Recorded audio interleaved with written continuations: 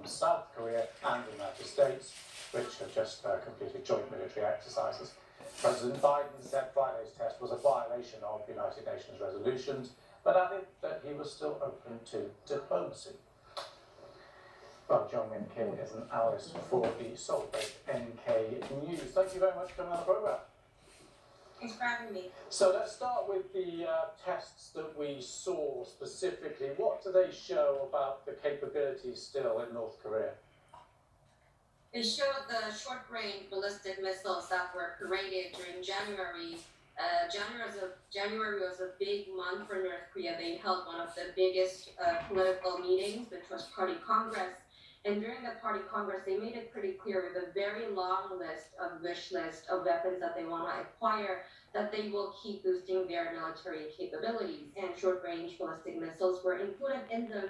And that was the very one that was tested this week. I see. Well, given their intent and what they've showed there, where do you think it leaves them and the Biden administration? It seems we are looking at a potentially very long deadlock going forward.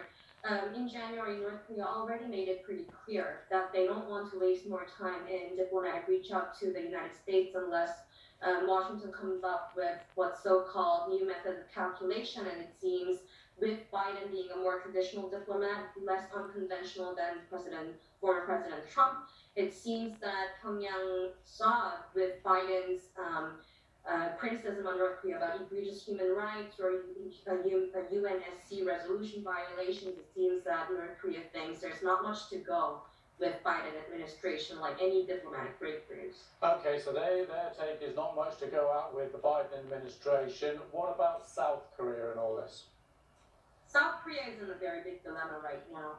South Korea have a lot to handle with Washington, not only things about North Korea, but also on alliance issues like shared military cost and op-con transfer as well. But of course, they have to be on the same page with Washington about North Korea.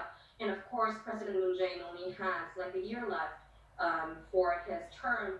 And it seems that a complete denuclearization on Korean Peninsula would be almost impossible during his term.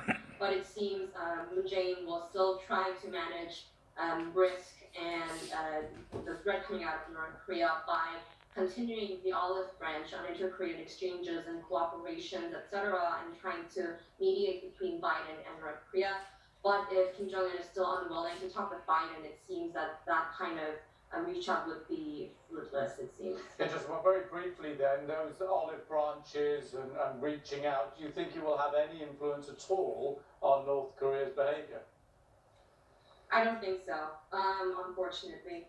I think Moon Jae-in administration also knows that because North Korea already made it clear that they are not interested in quote-unquote inessential stuff. And when they say inessential stuff, they refer to such things as inter-Korean economic cooperation and inter-Korean public health cooperation, which refers to COVID-19 issues that South Korea pitched multiple times. But North Korea said that unless you guys talk about more serious stuff like security guarantee or joint military drills with the United States, we will not be taking any of those. And Pyongyang is doing exactly that right now. And but Moon Jae-in has not much to do because security guarantees would be a no-no for Washington.